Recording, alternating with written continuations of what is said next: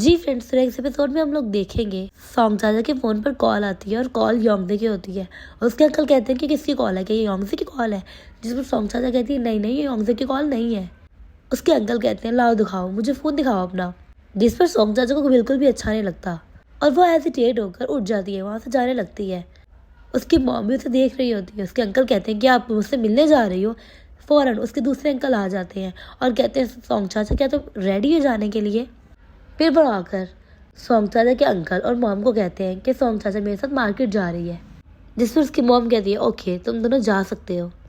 Song चाचा तो अपने अंकल की तरफ ही देखे जा रही होती क्योंकि उसका तो पहले उनके साथ जाने का कोई प्लान ही नहीं था। अंकल सॉन्ग चाचा को बाहर की तरफ इशारा करते हैं और उसे बाहर ले आते हैं और आते ही सॉन्ग चाचा को कहते हैं कि मैं अकेला हो आऊँगा, तुम थोड़ा रेस्ट करो, थोड़ी वॉक कर लो ताकि तुम्हारा माइंड थोड़ा सा फ्रेश हो जाए। और जब भी वापस जाओ तो मुझे कॉल करना मत भूलना, मैं तुम्हें यहाँ गेट पर ही मिल जाऊंगा। सॉन्ग चाचा को बहुत अच्छा लगता है और वो अपने अंकल का शुक्रिया अदा करती है और खुशी खुशी वहाँ से चले जाती है और भागी भागी योंगजे से मिलने चले जाती है। और योंगजे को देखते ही वो भागकर योंगजे को हग कर लेती है। सॉन्ग चाचा उसकी कमर पर हाथ फेरता हुआ उसे कहता है कि तुम मुझे इतना मिस कर रही थी। सॉन्ग चाचा पीछे होकर उसे कहती है कि मैंने लीबाओ के बारे में देखा।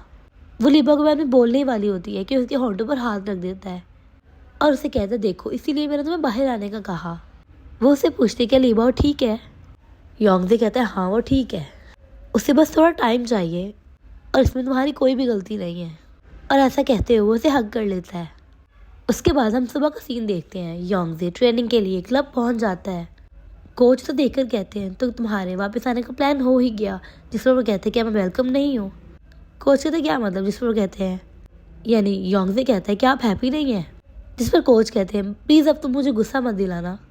फिर योंगजे कहता है मैंने इस बारे में बहुत ज़्यादा सोचा, जो आप हमेशा मुझसे कहते हैं कि मेरे लिए स्विमिंग से बेहतर और कुछ भी नहीं है, कोई भी चीज़ मुझे इससे ज़्यादा सेटिस्फाई नहीं कर सकती, इसलिए मैं वापस आ गया। कोच मुस्कुराने लगते हैं और कहते हैं दैट्स गुड। तब भी वहाँ पर बाकी सारे टीममेट्स भी आ जाते हैं और योंगजे को देखकर जियांगशी तो बहुत ज़्यादा खुश होता है। ग्वानजी कहता है प्लीज़ तुम ड्रामे मत करना, अब आ गई तो दोबारा मत जाना। कोच ग्वानजी का कान खींचते हैं। ग्वानजी मुस्कुराने लगता है। असल में तो ग्वानजी भी खुश हुआ होता है योंगजे को देखकर, बल्कि ऑलमोस्ट सारे लड़के खुश हुए होते हैं सिवाय एक के। And we all know that Lantian. फिर योंगजे लांतियान की तरफ देखता है और कहता है मुझे पता है कि थोड़ा सा वियर्ड है पर प्लीज़ तुम मुझे एज अ फ्रेंड ट्रीट करना।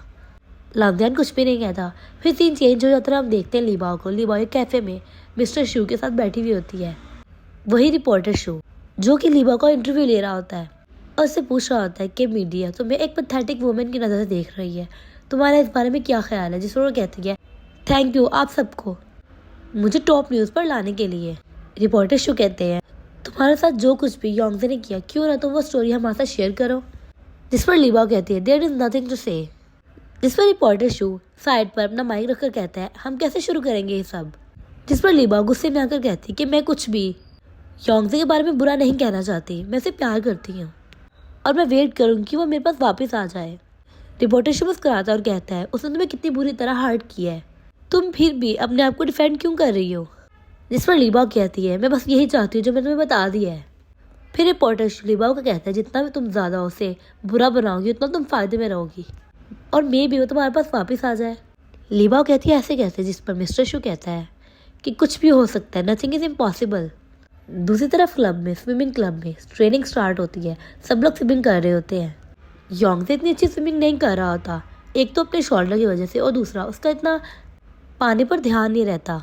फिर लांतियान योंगजे के कंधे पर हाथ रखकर कहता है हिम्मत ना हारो, वो सब याद करो मेथड्स जो कि मैंने तुम्हें बताए थे। फिर हम घर का सीन देखते हैं। सॉन्ग चाचा के घर का सीन। सॉन्ग चाचा अपनी जॉब के लिए अप्लाई कर रही होती है और कॉल्स कर करके चेक कर रही होती है।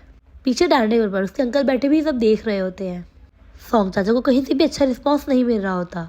फिर उसके अंकल सॉन्ग चाचा को कहते हैं कि तुमने अपना young mistress of the house give up कर दिया और अब देखो तुम क्या करती फिर रही हो।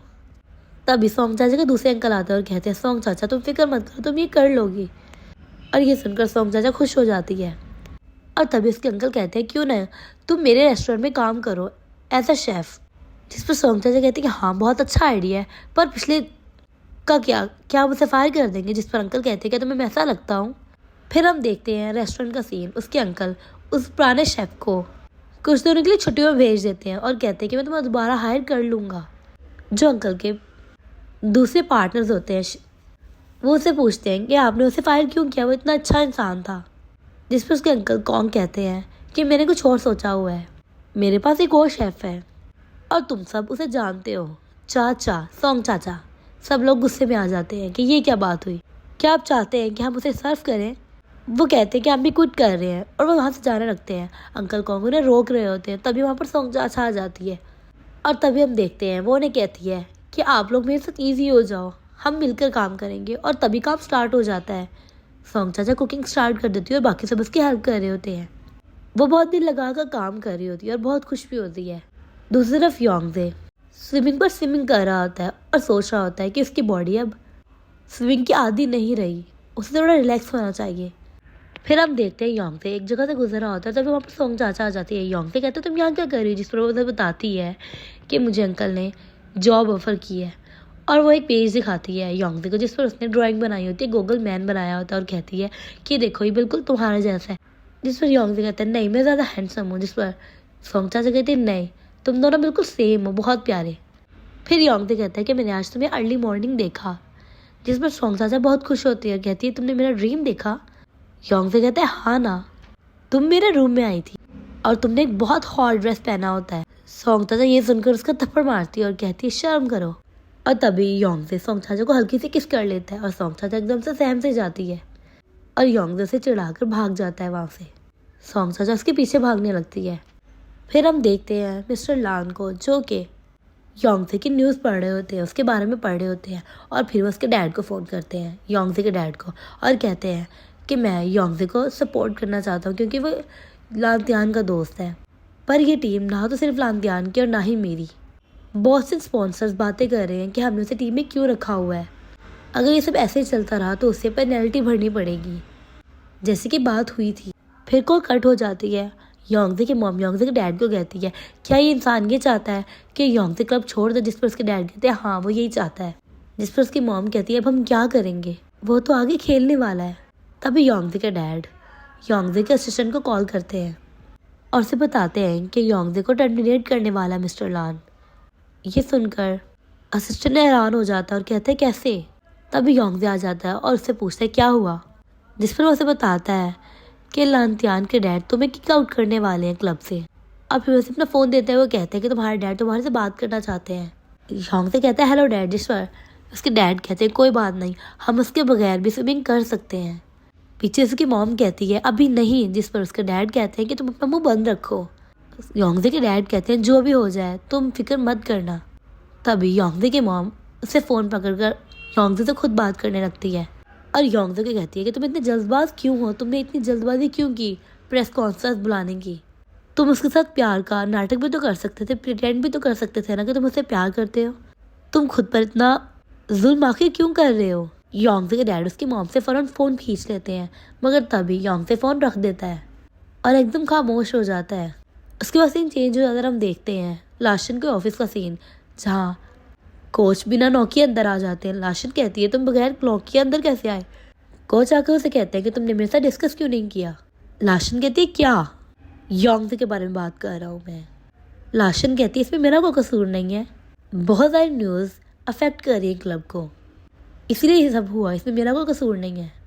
तो तुम्हें ऑलरेडी इस बारे में पता था। ये कोच लाशन से कहते हैं।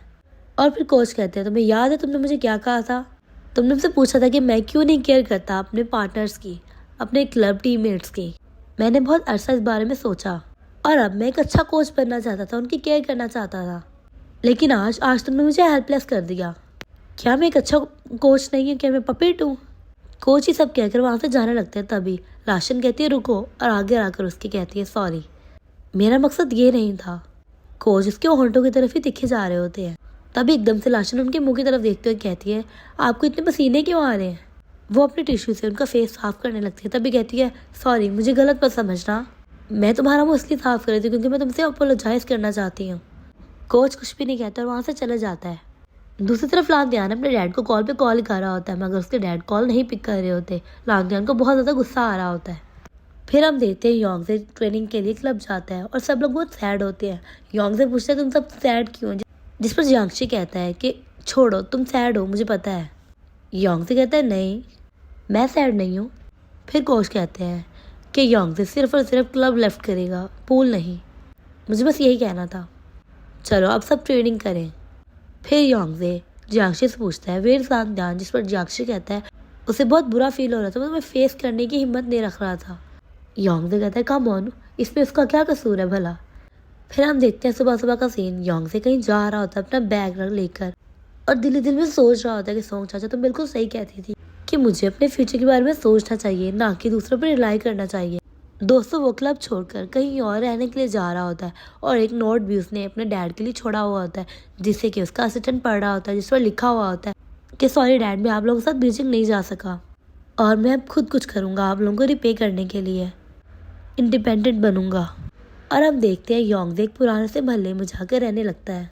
यहीं पर एपिसोड एंड हो जाता है। नेक्स्ट एपिसोड देखने के लिए हमारे चैनल को सब्सक्राइब कीजिए और आपको ये एपिसोड कैसा लगा ये भी कमेंट सेक्शन में